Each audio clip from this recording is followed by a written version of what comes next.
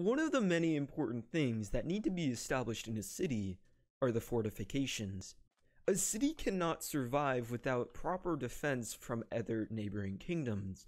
So today I plan on building at least one garrison, I believe, on this island, and maybe over there. I think that would be a really cool touch to the city, especially since this is all situated on an island, making any river transportation on this little stream or river practically impossible for invaders. But before I get started, I need to establish myself a build palette.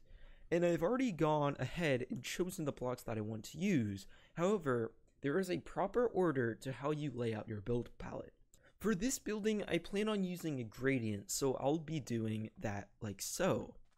So as you can see, I'm starting off with this warm grayish tone from the gray terracotta, or light gray terracotta. And then I'm making my way up to the jungle planks by using these waxed copper blocks. They kind of are in the mix of these two colors, and it works pretty well. Next, I can then incorporate my granite, and then the block that the granite goes to is terracotta, and then bricks. And this establishes a proper build palette. Now, one problem that we're going to face today is a shortage of granite. This is all the granite I have. So it's going to take a long time to actually get enough granite that I need to actually build a full-on garrison here. So I'm going to have to go in the mines and get some resources. Also, another resource that I'm really low on are these 3 blocks here. So it's going to take a lot of time for these blocks to oxidize and a lot of time for me to get the jungle blocks. But once I do so, I can incorporate this gradient so that these blocks over here are used primarily as roof blocks. This is my accent block for like windows or other like awnings or outcroppings. And then these 4 blocks over here are my foundation. They'll actually be used in the actual full-on major part of the building. And by using the brick and terracotta, it sort of creates a more structural block. So I'll give an example right here. So if I use the bricks here, it kind of gives a more structure to the granite, because the granite looks a little bit like all sedimentary and doesn't look that strong, so that brick kind of adds more fortification to the wall. But yeah, let me grab some resources and then we can actually start on the planning phase of this garrison. Here is a further example of, by using a block palette, you can really create a building that utilizes all 8 of these blocks in a proper way.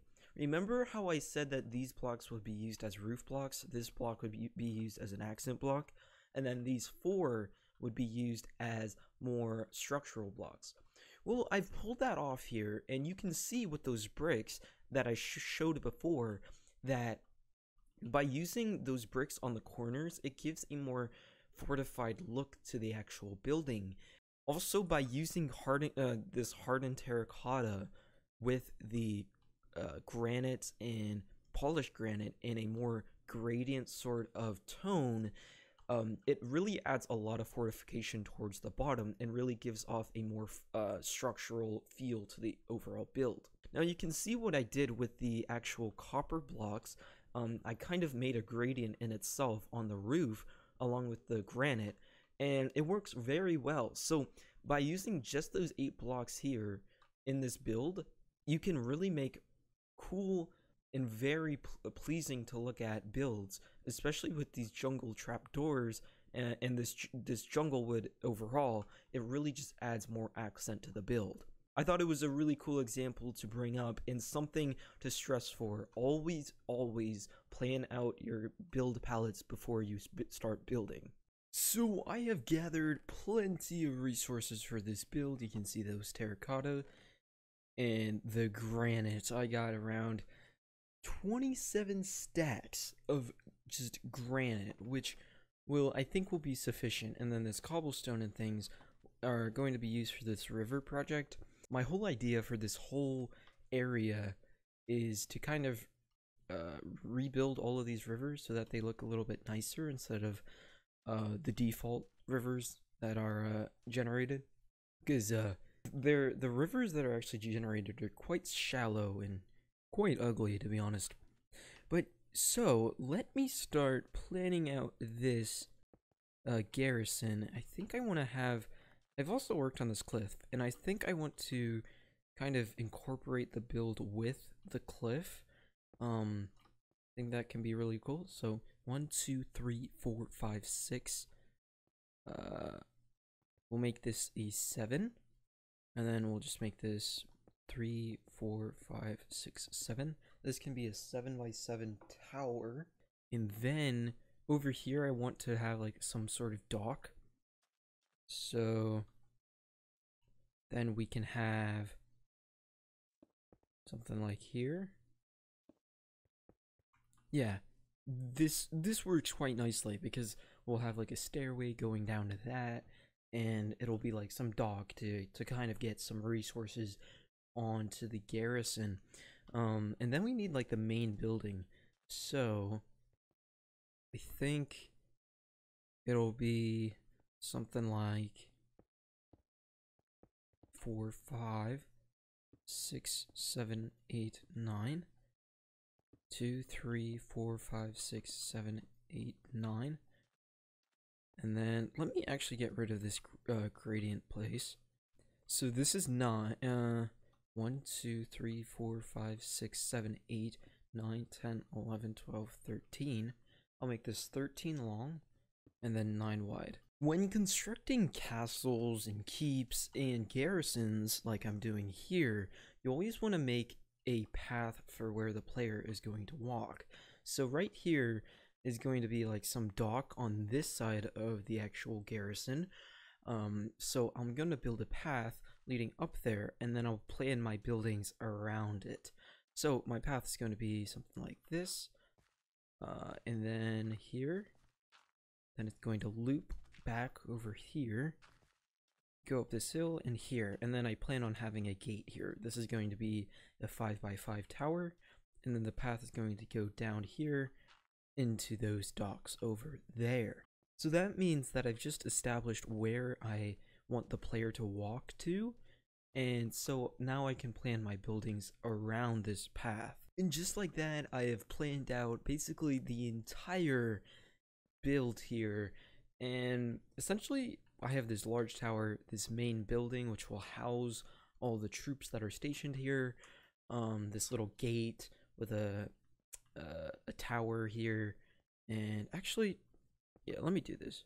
Yeah, let me just put a wall here, because having just a wide open area like this is never a good thing for a fortification. And then over here, I have another tower, and then we have a wall going to yet another tower, and then we have a L, like a building in the shape of an L connecting to this large building with another tower here. So my idea with the towers is it gives a lot of height and depth to the actual build, which just adds more interest to it. So as you're passing by, let's say on a road that's going to be right next to this river, you're going to notice it a little bit more because it has a lot more things going on and a lot more depth in the build. So now that I've planned it out, I can actually start on building all of the structures up to their heights, and then while doing that I can incorporate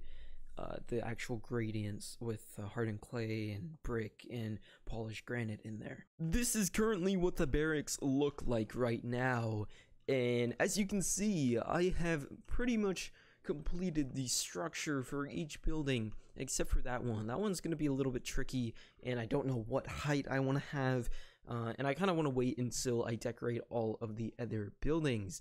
But as you can see, I'm using that hardened clay, polished granite, and just raw granite going all the way up, and then that little gradient down at the bottom really makes it feel like this building has been here for a very, very long time. And especially I'm using those bricks on each corner to kind of give a more reinforced look. That's what I went over before, but I'm doing it every 3 or 4 blocks or so. You always want to add history to your build. You always want to make it seem like it's been in its situation for at least some time. So the way I'm going about this is through the use of textures in the granite as well as its environment. This barracks is currently situated on an island, so I think the best way to kind of incorporate it in its environment is to add some cliffs. And you can see that I'm using some stairs and slabs, and I even did a little bit of cobblestone, but I'm not really at the texturing phase. I just wanted to get the shape all right and situated, and currently it looks pretty good.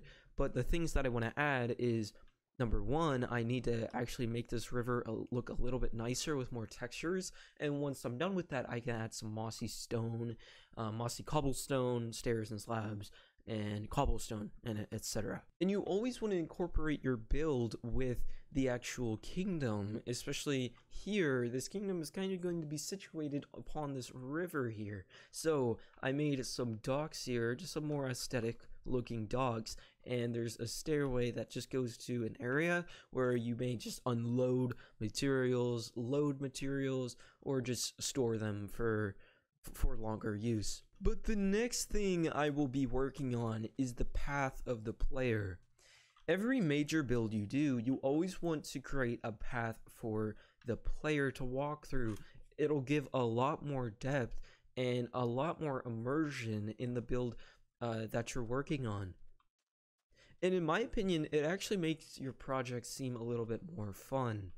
So here is my current path. I outlined it with dirt, but you can use any block. I use dirt because it doesn't look like sand and it has a stark contrast. But as I walk through here, I have an established path weaving in between these buildings, in between these towers, and there's going to be a gatehouse here, so I always want to make sure that I know what I'm going to be building here, because if you take a little bit of breaks here and there, you may become lost and confused.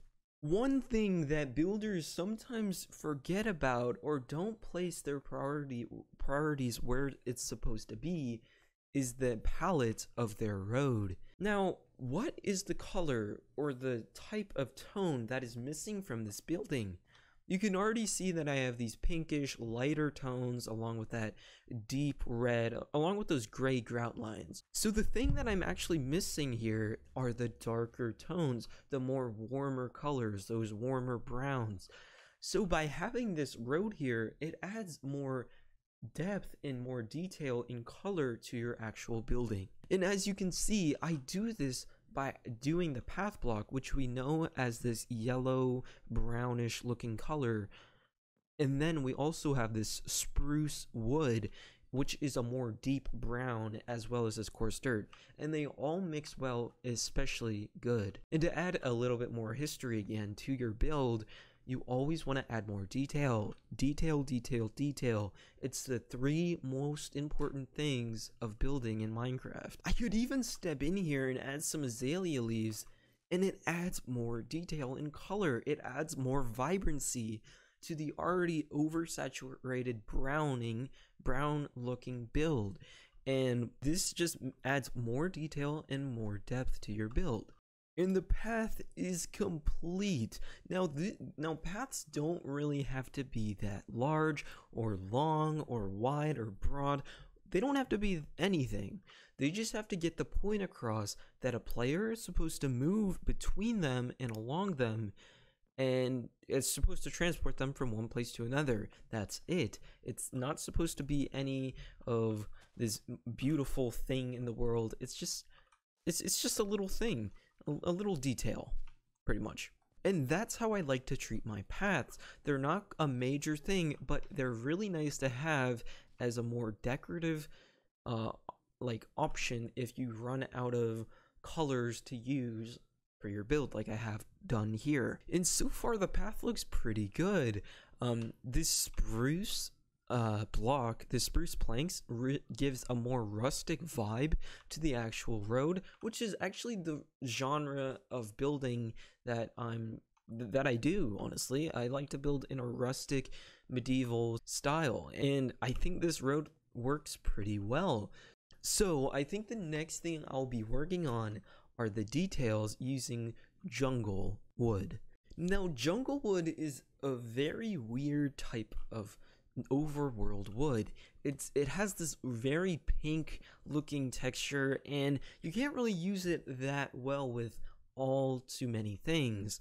You can only do it in very few, very edge cases like I'm doing like so. So the first thing you want to do is figure out what your floor level is going to be in your building.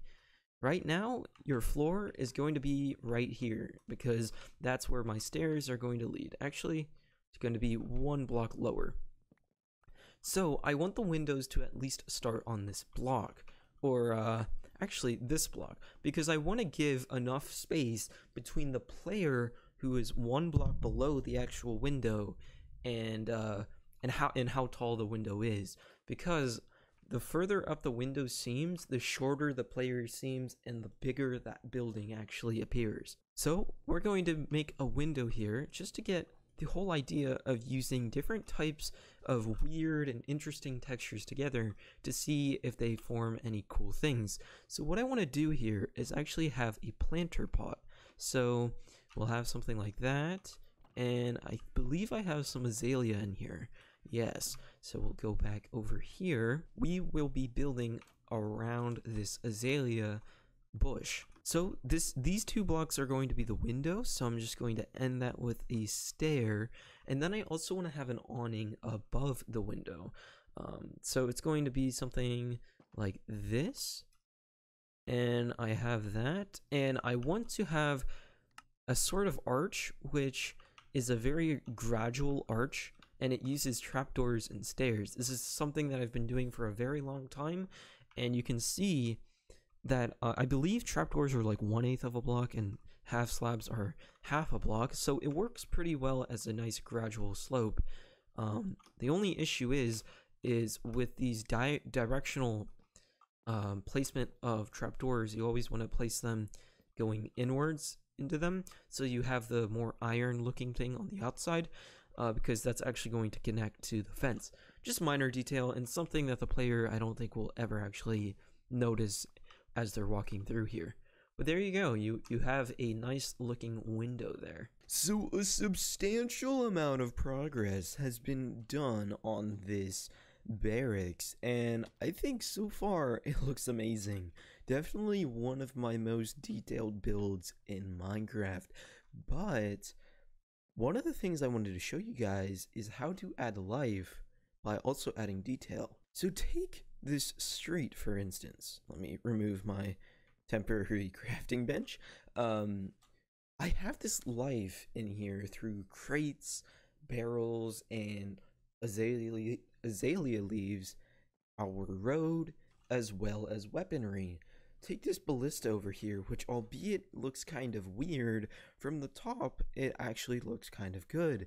So you can add life through micro builds, such as weapons, such as, you know, workbenches, or even crates like this. It's just that small amount of detail that really feels like your building is being used. You can also see that I've been using these jungle accents to kind of create windows in the side of the structure of the towers, and I've done it for every tower so far. You can see a balcony there, a window over there, you can't really see it that well, and also a balcony over there. Not only for the windows, but I have also created some jungle supports for the actual light gray terracotta and copper roof over here, which I think meshes perfectly because that jungle wood just gives a more warm pink coloring, which really transitions from a very, very saturated pink, such as the granite, to the more like hazed out type of pink to the light gray terracotta. But I am not done with this build. Oh no, the episode is too short for that. Instead, I want to build another docks over on this side of the barracks, but the thing is, this is going to be a much larger docks. It's going to have a crane, it's going to have some rowboats, and it's going to have some crates and barrels as always. So I think I also want to finish this area. That area right there, I'm going to figure out what to do with very shortly, but what I want to do right now is foremost finish these docks, or start on these docks, and then finish this riverbed, because I've already started with some detail. I think I showed this off before, but if I haven't, you can already see how much detail is being involved in the amount of blocks that I'm using. So yeah, I'm going to start on that, I guess. I've done a lot of work here. You can already see that this crane here looks really good. I'm really happy with it, and just the whole mechanical claw and the whole weight on the end with that stone really just gives it the feel that this is a very active place, and yeah, I really like it. And I really love how this whole garrison is accessible by the water. It really makes the water a more immersive place. So on land here, we actually have our little dock area. So we just have supplies, and you can already see I've been decorating with candles. Since last episode, we've been getting honeycomb, and candles only take string with it. Over here is just a little green patch. I think I can spice it up with some flowers, but I wanted to add some more color to the area, so I just went with some grass and some moss block. As I make my way up, you may notice that there's a like a whole gate now, and that wasn't really that hard. I just wanted to add different block to the mixture, so what I did end up doing is I added this andesite, and I think it works pretty well. It just adds a little bit more of that gray and roughness to the build, which is always welcomed. Now around here is a zombie, but I can't figure out where he is. But as we make our way up here, we make our way into like the big planning room, and this is where the garrison plans like everything. Just has its main meetings, and all its people just sit here. Over here I think I want to have a map, but I don't really have many maps, so once I get an elytra I'll be able to map out the area and then place it there. Now we're making our way into the dormitories, so this is where the actual soldiers sleep. I have to place the beds here, I just haven't done that yet, but it looks good. I like the design I went with, and this chandelier looks pretty nice. I didn't think this was going to work because it's like kind of asymmetrical, but I really like it, and I highly suggest that if you're going to make a chandelier, you do something like this. It just adds a little bit more detail, and although it's asymmetrical, it just looks a little bit better. So this door actually goes above that planning room down there, and it's a storage attic, and it's storing like basically all my resources that was in that planning room before. So I just moved everything up here. So one of the main goals that I wanted to like have is making everything just flow. Like the player didn't need any directions whatsoever. They could just go in any building, and there's that zombie again, but they could go in any building and they would just be met with detail and depth. And I think I've accomplished that. I think that like a player can go in here, oh, what's up here? And obviously it's not decorated, but you get the picture. Like everything is accessible to the player, and it just works very nicely. But I don't think there's that much else to do here. I think this is actually a complete build, other than those few interiors that you saw in that tower. But I think I've done it. I think I've completed this garrison, and I'm really happy with the progress in today's episode. I'm really happy with how these cliffs went, and just like the amount of terraforming work that I did all around here is just insane. I still have to do that, but this river project will always be a constant thing, so I'm never actually going to get it done, but it's just going to be one of those things that once I have a rainy day, I can just pop on here and just do some river terraforming. But yeah, you can really see how this garrison looks at night, and it just gives off so much detail, especially those lanterns and those windows, just so much detail. And here is what the front of the garrison looks with my shaders, and you can already see that, like, at nighttime, this thing looks really good, and it's really pretty. But anyways, guys, thank you so much for sticking around to the end of the video. I really do appreciate it. If you want to see some more content like this and you like the style of this video, please subscribe. I'll be making some more videos like this in the future. And if you like this video overall, please give it a like. And any builds that you want to see in this kingdom, you can always comment down below, such as, you know, an apothecary, a slaughterhouse, things like that. Just types of profession buildings that you want to see me build. And I'm happy to build them. So just make sure to drop a comment. Anyway, thank you guys for watching. Take care, and I'll see you in the next one.